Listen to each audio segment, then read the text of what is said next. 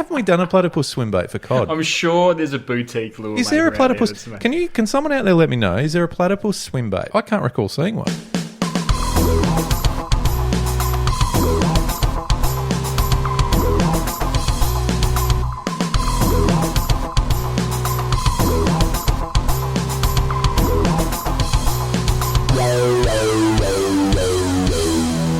Hello, everybody. Welcome to the Deep Drop for another episode. This is a fishing podcast. If you're new here, we're a bit different though. We don't do things that I guess you might hear or see on other channels. We talk about fishing, of course we do. It's what we love. Luke McCredden's my name. Adam Ring is with me as always, and we've been part of the industry in different shapes and forms for a long, long time, Ads. And we're not your typical fishing program, are we? No, we're not. I'd like to say, and I'd like to think that the Deep Drop is the perfect mix between dumb shit and smart shit. So when it comes to fishing, Luke, you and I have learnt a few things along our journey. We continue to learn things. And we like to ask questions and break things down to within an inch of their life. Sometimes we break them down too far to the point that we get lost on the original thing we were trying to break down in the beginning. But it's all good fun. We come up with some interesting stuff. We come up with some god-awful stuff and everything in between, and that's what kind of makes it a little bit different. And I'm all for it, Luke, because I love it. I have a ball, and I think we churn out something that's interesting at times. Interesting, different. But anyway, that's a great summation, Adam. Thank you for that. And if you are new here, just stick around, because we'll get there in the end. But we have a bit of fun with it. We're certainly not here to tell you how to do things, because quite frankly, that's why fishing is so great. There are so many ways to do so many different things, and there's no right or wrong. Essentially, have a crack is what we're about. You're going to get it wrong, of course you are, but you're also going to get it right at some stage, and that feeling is sensational. So we're certainly not here giving out advice. Let's make that very clear. We don't take it. Well, look, there'll be some pieces of gold along the way, and we do happen to speak to some great people on the show as well. But more importantly, some of the best feedback and best tips and advice we get is from you guys. And Instagram is such a great place for you guys to do it. And you do it. And thank you very much for everyone that does do it. We get a lot of messages, which is awesome. We get voice messages. We get comments on the post too, which is great. But keep it coming, because it's just great to connect with you guys and talk a bit of rubbish online as well. But we appreciate that. And we appreciate listening. Shout out, Ads. There's some new listeners over the last few weeks that have reached out from WA. It's fair to say the majority of our audience is Vic. We've reached out into New South Wales over the last 6 months or so, but great to hear that we're reaching people from WA. Tassie, we had some message. So spread the love, people. Let's reach all corners of this country and let's get amongst it. Like that. Let's get international. Yeah, why not? Let's get crazy with it. Hey, Ads, it is December. We have cracked December, and mate, it's a hot one as we record, but the weather is very much up and down, which is kind of weird, and it's kind of playing a bit of havoc. But it is exciting that we are getting into this point of the year, and we know that for a lot of people, it's probably only a couple of weeks of work left before they can tools down and get stuck into some fishing, which is very exciting. I know that we've got plenty planned, but again, this is where we lean on you guys and let us know what you're doing. The crazier, the better. Where are we going? Yeah, 100%. Where are we going? It's this year's gone incredibly fast. I know I say that every year, and I don't know if it's just a part of getting older or what the go is, but it goes way too quick. But look, what a funny start to December, and we're only a few days in. We've had an unbelievably successful cod opening, which I've seen all over social media, which has been unbelievably good to see, with fish from a metre down to undersize and everything in between, and plenty of them. That's been brilliant. We've seen the south coast of New South Wales get absolutely obliterated by rain. I spoke to one of the shops in Narooma on the day that we recorded this, and they copped over 200 mil in 4 days. So that was pretty intense. Malakuta just about got washed off the map. Landslides, I think last I heard the water was up about 3 meters. It's an incredible amount of water. As we record this podcast, I'm sitting in Lakes Entrance and driving over places like the Avon River, the Tambo River, the Nicholson. they're just running hard, they're running high, they're running dirty, coming over the hill at Lake's entrance and just seeing out offshore where that fresh, dirty water's pushing out is absolutely incredible. Fair way out. Oof. And fingers crossed that's the last we've seen of the heavy downpours in short amount of time. I don't think this will have a massive detrimental effect. Give it a couple of weeks, we'll be right back to normal, and the fishing will be going off its head. Well, yeah, and it's just incredible seeing it so far. It is incredible, and this is why fishing, it just adds, there's another layer to it. It's because it's not just the fish or the gear you're using, it's the weather and the elements that plays such a big part. On the positive of that, and I know obviously it's pretty full on, and there was some there was some pretty, I suppose, scary moments for locals in those areas. But from a fishing point of view, and I'll throw to you on this, will this, let's call it in a month's time, actually be a really good flush out? So will it have done something good for the systems? Yeah, definitely. I think we saw that off the back of the floods. It was about this time last year. We had those crazy floods through New South Wales and Victoria. They were to next level because it legitimately shut the fishery down for nearly 6 months.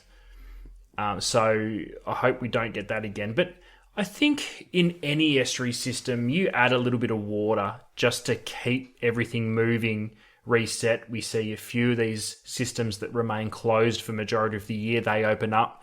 They get a really good flush out. Once that fresh water does push out offshore, few more tide changes, that beautiful nutrient-rich ocean water comes into those systems, and that's only a good thing. It's short-term pain for long-term gain. Yeah. But obviously there's a fine line. Once it starts washing a heap of debris and stuff into the water, it's a bit different. And I know up in the fresh water, they get a heap of other different issues with black water and things like that too. So true. Well, you mentioned freshwater there, and you also mentioned off the top cod. Now, December brings obviously summer, but also the cod opening, Victoria, New South Wales. And I wanted to throw something to you tonight, and this is just an observation, could be very, I could be way off, but as you know, and you are as well, an absolute junkie when it comes to lures and fishing tackle. Cod have been at the forefront of, let's say, a wave of lure fashion over the last few years. What I wanted to put to you and the listeners is the giant cod swim bait craze slowly tapering off. I don't think it's tapering off. I think we've just learnt how and when to use them. Yeah. So it's not a case of just chucking them all day, every day because they're cool. No. But I do think after the rain we've had the last 2 years, I think that could change. And what I mean by that, we've seen swim baits in particular, these big lures, whether it be big plastics, big hard bodies, whatever it may be. Massive. We've seen them settle into the impoundment market, open water, lakes. Actually, and I wanted to say too, I feel like there's two, and this is from a non-cod angler here, there's two very different types of cod fishing when it comes to that style, that lure fishery, and it's the depth of winter and then the summer fishery. I feel like the big swim bait action, is that fair to say that winter fishery is where that really comes into play? Definitely. That's where it's found itself, and I see why. Why I think it could change. With the flush out that all of our systems have had in the last 18 months, there's been a massive explosion of redfin and carp. So in the rivers itself, carp, no one wants to hear that. We've spoken about carp, Luke. We may or may not have even floated out an event, which may or may not happen. Oh, it's not may or may not have. We pitched an event, not even floated it out there. We pioneered an event, and it will happen at some stage. We just all need a few extra bits of time in our lives to make it happen. But I think with with the explosions of those populations, I think we're going to also find an explosion of smaller swim baits. Yes. Enter into the river fishery, because as those redfin and carp grow to about, that 4 to 6 inch type size, which will happen quite quickly. Yeah. We could find that in the winter we're fishing these really big 8 to 12 inch giant swim baits for the winter cod. When they start to shut down, the metabolism slows. They're not going to work too hard. They just want to eat one big meal and then go and mooch in a hole for a little while. And then we're going to downsize the swim bait to that 4, 5, 6 inch stuff. And that's when we find them firing up in the rivers as these redfin and carp continue to grow and hit that perfect bait size. And trout, there's plenty of trout.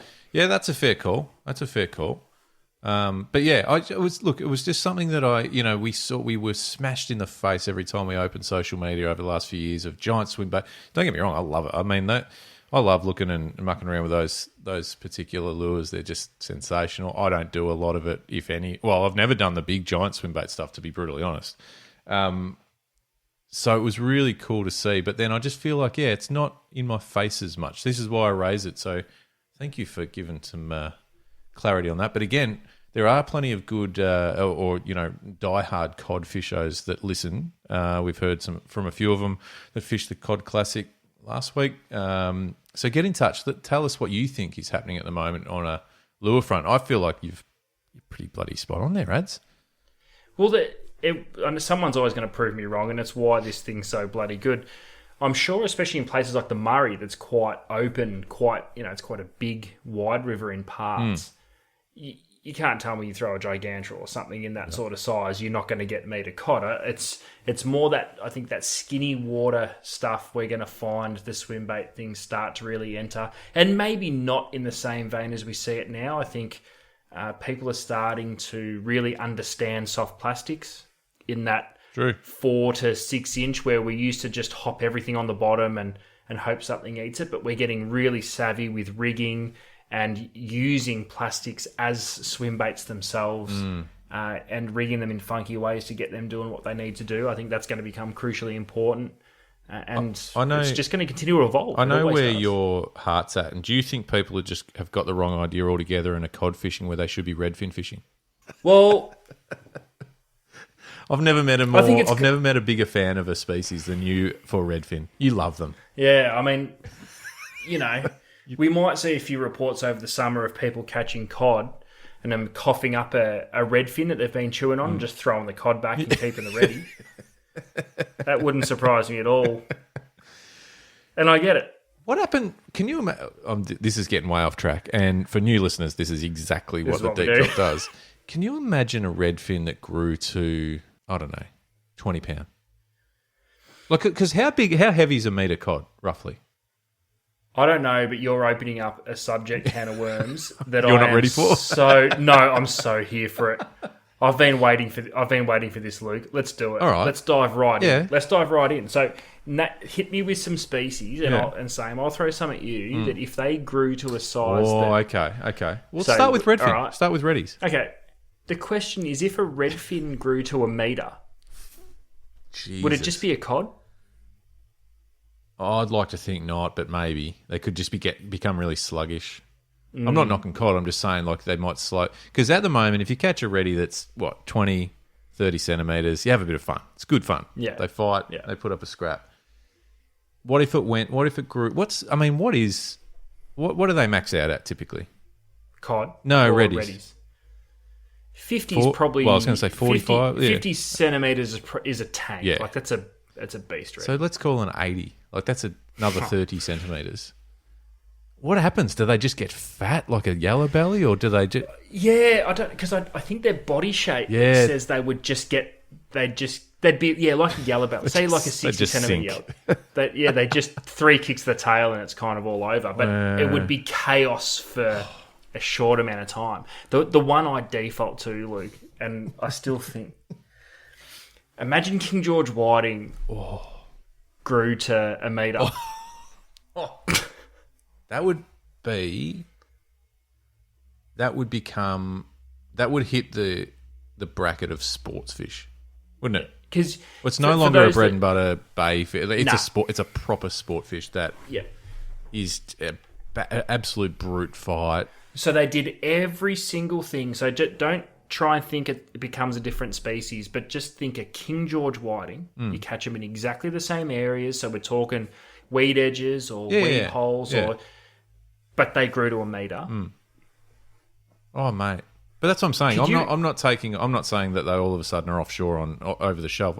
What I mean is they would be targeted like a bonefish is, and we always refer to them. But for purely sport, it wouldn't be a need a feed of whiting type situation. It'd be wanting to land one. Would it catapult King George whiting to just don't fish for anything else?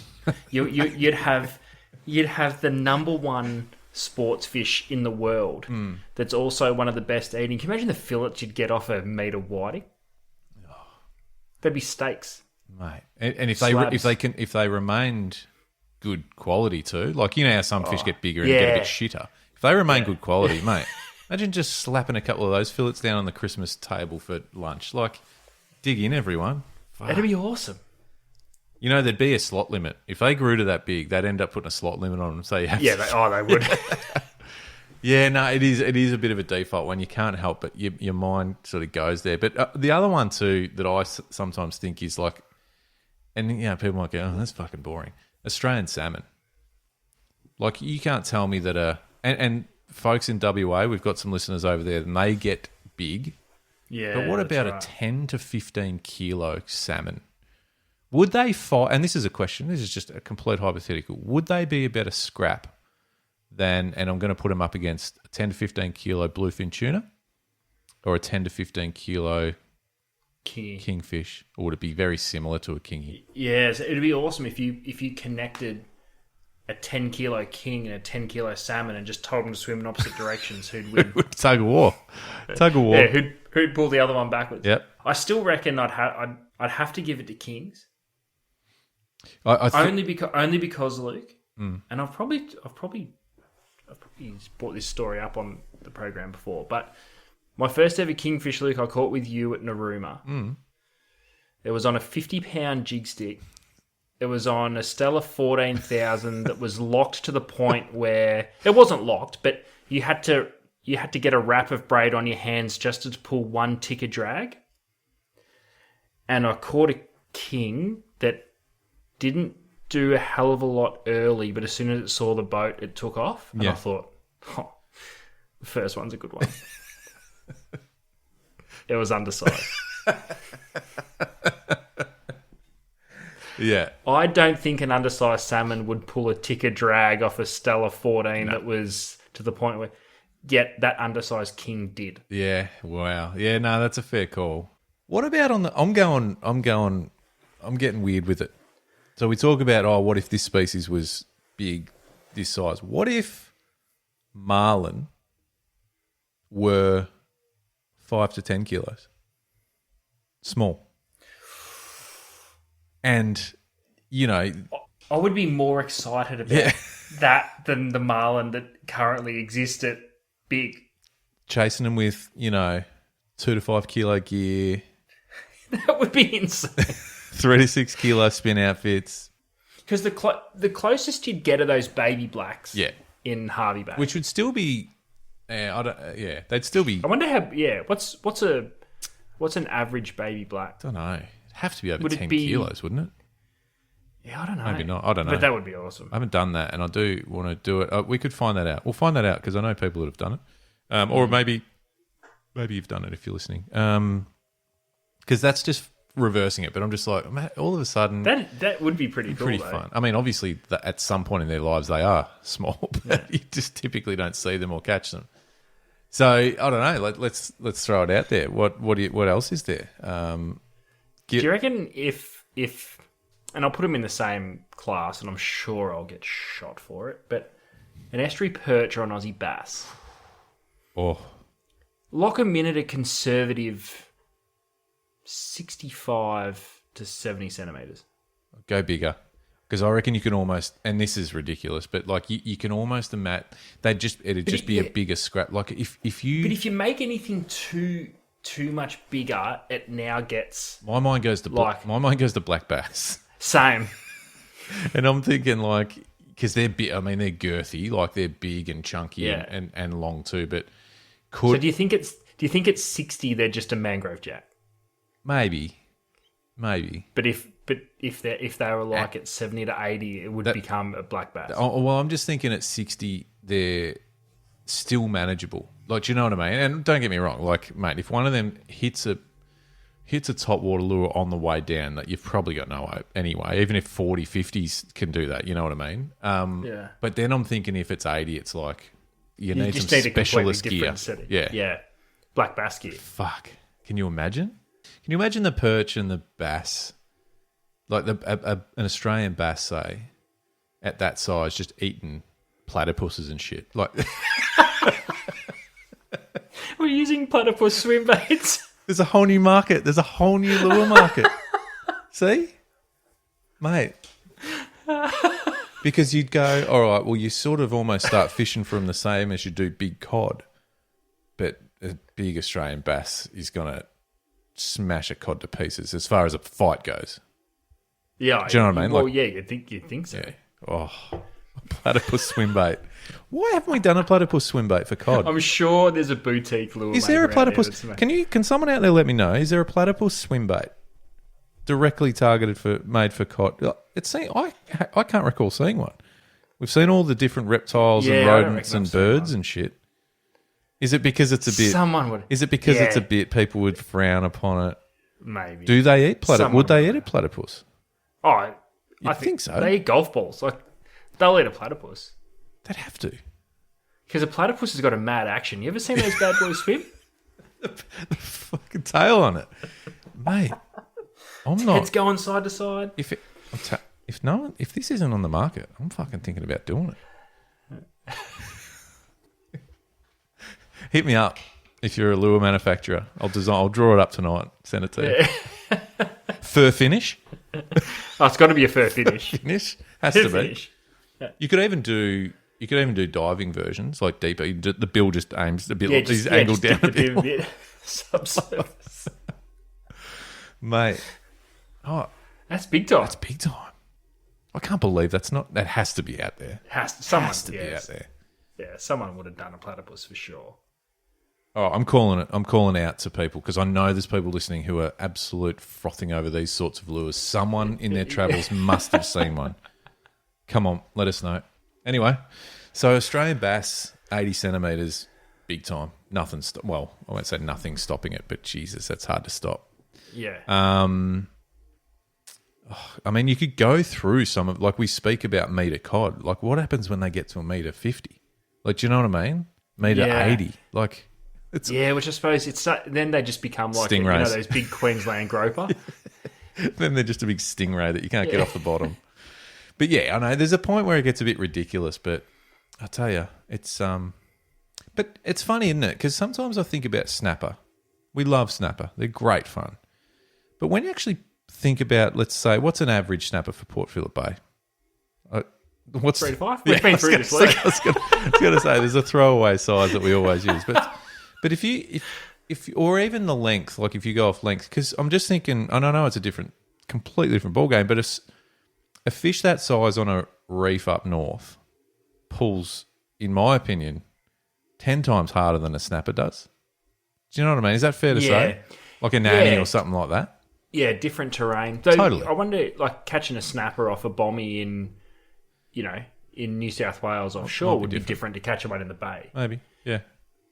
But what about, I'm trying to think of a more realistic thought sort of Nothing's realistic thought path. Nothing's realistic about a metre long redfin. What about this? Let's just take Lake Eildon, for example. Yeah. At a reasonable guess, what do you think the biggest cod would be swimming around in Lake Eildon right now? It's a great question.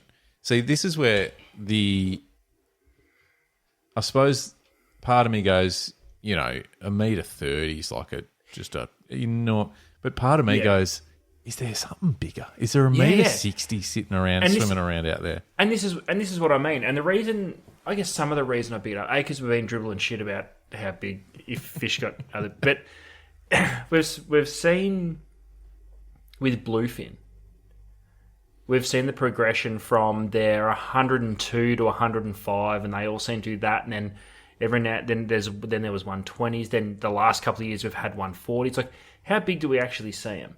I wonder right now, like today, what do you reckon? Because there's been meter 20s caught. Well, I just did a quick little search, and I don't know if this is how accurate this is, but the Murray Cod, the biggest Murray Cod recorded was 1.8 meters long and weighed 113 kilos. Jesus.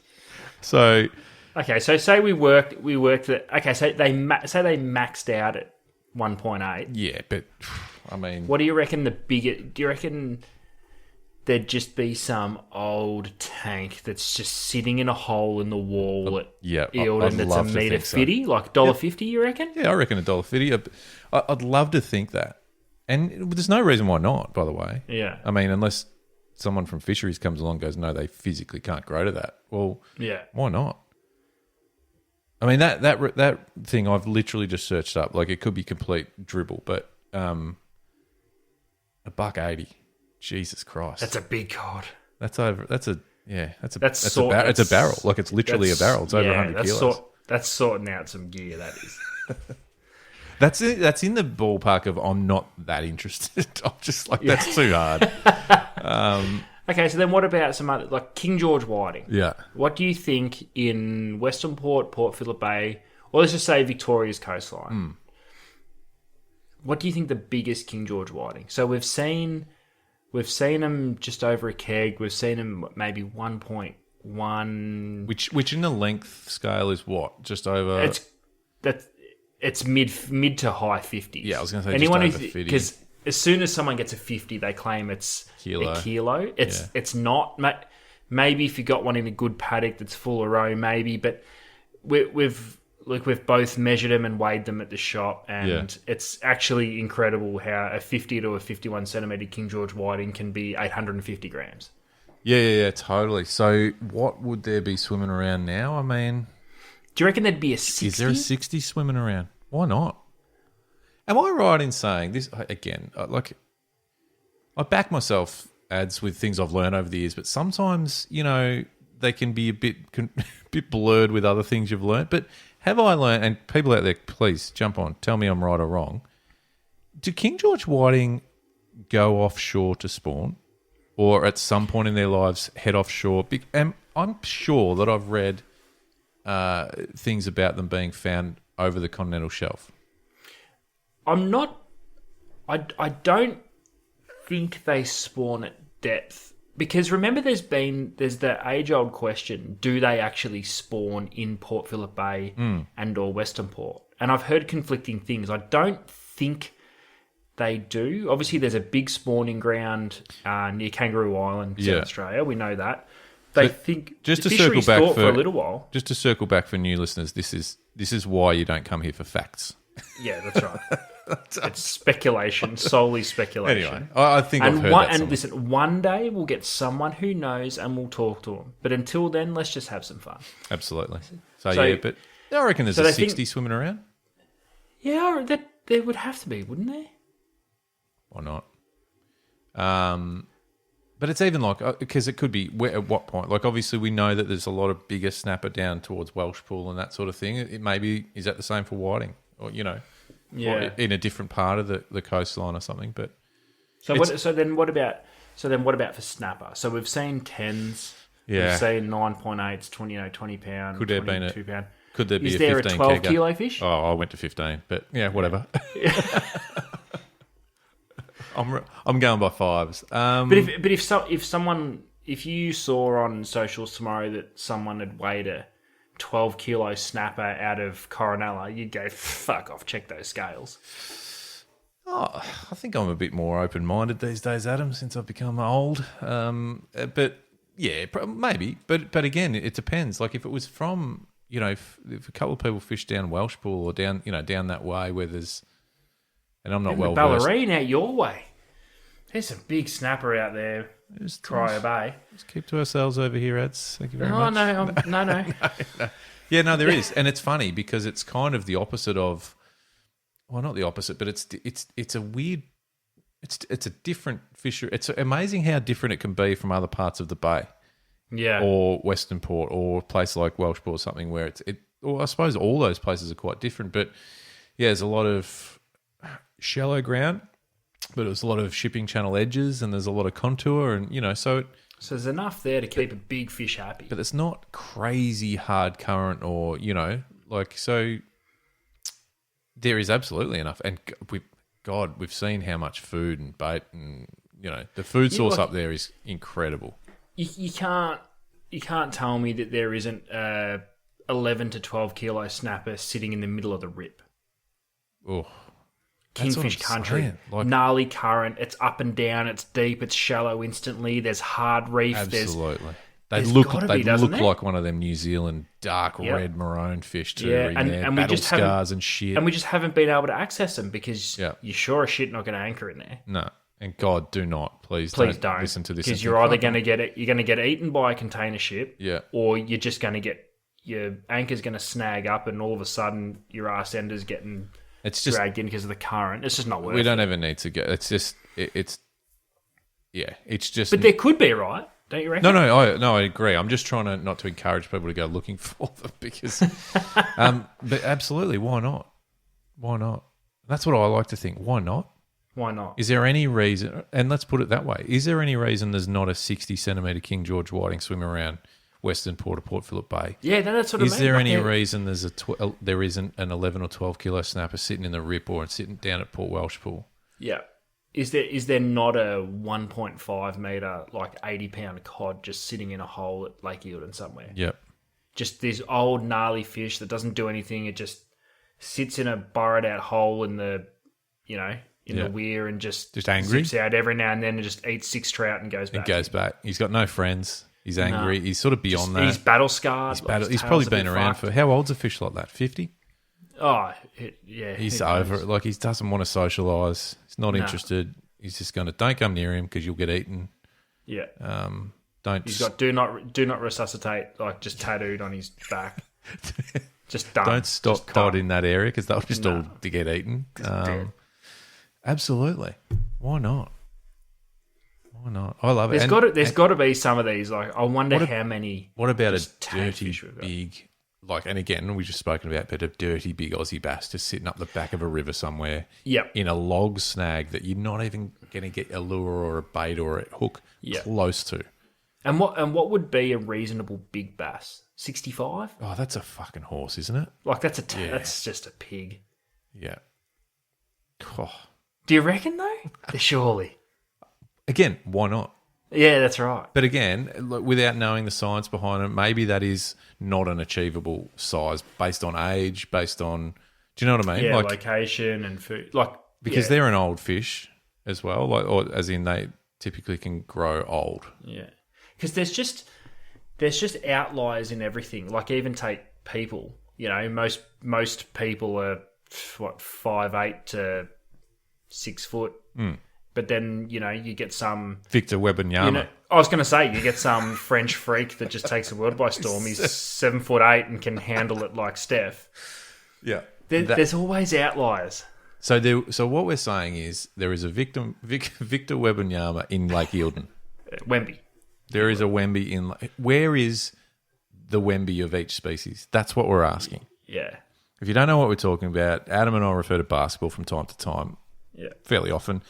And there is a young guy, he's fucking 21 or something, and he's 7 foot 4, 7 foot 4 or something, and he's enormous. Yeah, incredibly big unit. But that's what we're saying. They're around. Those sorts of humans are around. That there would be fish around. Yeah, I love it. There's nothing I don't love about thinking about that stuff. Because even we speak about kingfish, for example. You go to New Zealand and all of a sudden you're tangling with fish anywhere from 15 to 30 kilos, monstrous fish. So we know they're absolutely capable of growing to that size. But is there any of those fish here? And when I say here, I mean New South Wales, Victoria, South Australia. There's been some big fish caught in those. I can't remember the name of that area now. Is there a flatty sitting in the back corner of Womboyne that's just $1.20? Yeah, absolutely. It's seen all the floods. It's seen all the drought. It doesn't give a fuck. It's seen a lot. There's a flood. It just opens its mouth and eats a log as it's covered out. Like, just doesn't give a shit. And it's seen its mates come and go, fall into soft plastics and hard baits, and it's just gone. Dickheads. It's got its bay. It fucks everything off out of there, or just eats it, just for shits and gigs. It's it. When it gets landlocked, schools of tailor just come destroying shit, but it just destroys the tailor. Yeah, that's right. It knocks off 3 or 4 tailor. The tailor go, fuck this, I'm out. And they just go and hit the next bay where there's like pussy flathead. Because the other thing with that, like joints like that, are full of those stupid mullet that just jump everywhere. Yeah. Like, you can't tell me those meteries or even like 80 plus flatties are just sitting there looking up going, next one of these fucking things jumps over me. I'm just eating it on the way down. It's sitting there going, I fucking dare you. Yeah, I dare you. Jump. Do it. I dare you. Bang, gone. And that fish has just grown another 5 centimetres because of it. But that's what I mean. Like, yeah. And when you think about, that's what I was saying with, the snapper and sort of parts of the bay, there's so much food. Eildon, there's so much food in there now. Like, I'd love to know what the size of something. The outliers for each system, I'd love to know how big they are. Do you reckon, and please tell us, codfishers, have you had those situations, and this is where audio messages are good, guys. We get a lot of audio messages, people that sort of share their stories, which is really sweet. I love hearing it. Have you had a situation where a cod has sort of swam up and just had a look at your lure, and just for a split second you went, oh, fuck. What was that? Like, you know what I mean? Those moments where you shit yourself because you want a big one, but it was way bigger than you thought. Oh, and leave the excitement in. I don't even care. Tell us if you thought it was enormous, because I've had an experience like this. Chappie and I snapper fishing one year. It was our first trip. Scream and run, pick it up. Fish comes to the boat.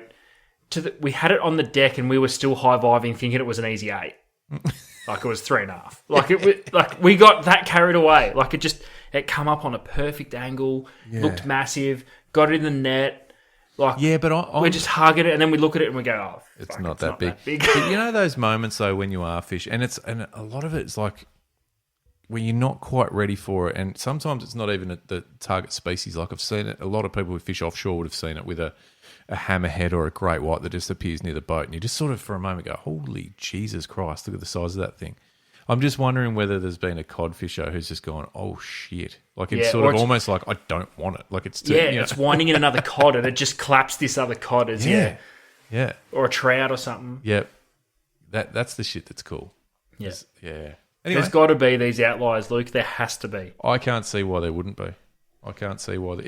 What do you reckon? Tell us on Instagram. We'll put up a tile. I don't even know how it's going to read yet, but we'll put it up there, and we'll be asking for your.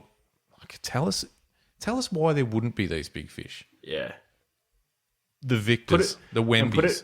Put it on our bucket list, Luke. Let's pick a system. Yeah.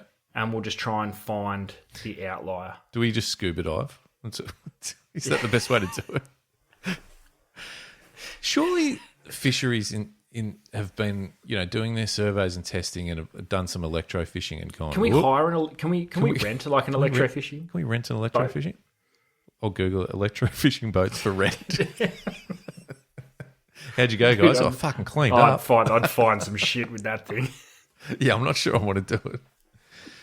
But do you know what though? That 1.5 sitting at the wall at Eildon would just be like a buzz. You know when you get electric shock when you on just touch a door or something. That's all that would be, and it'd be like that's right. Whatever. That's cute. All right, let us know. I mean, whiting. Why wouldn't there be a 60? Yeah. Snapper. Why wouldn't there be a 12 kegger? 11 or 12. Yep. I mean, cod. Why wouldn't there be a $1.50? Yep. Flatty, there's got to be $1.20 sitting around somewhere.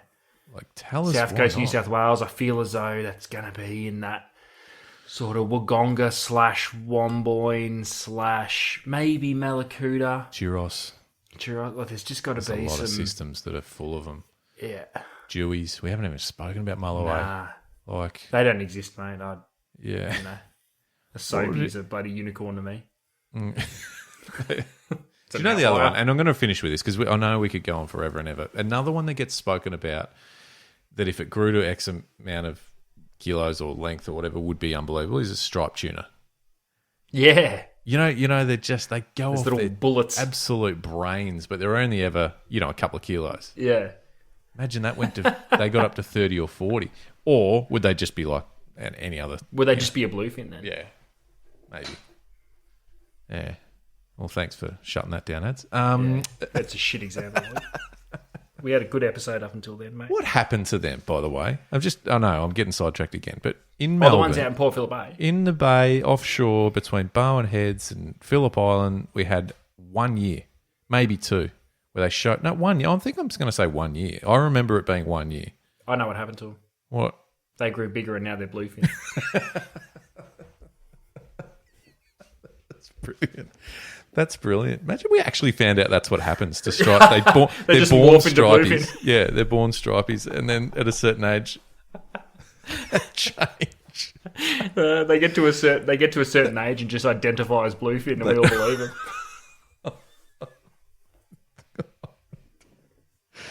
When was the last kilo bluefin you caught?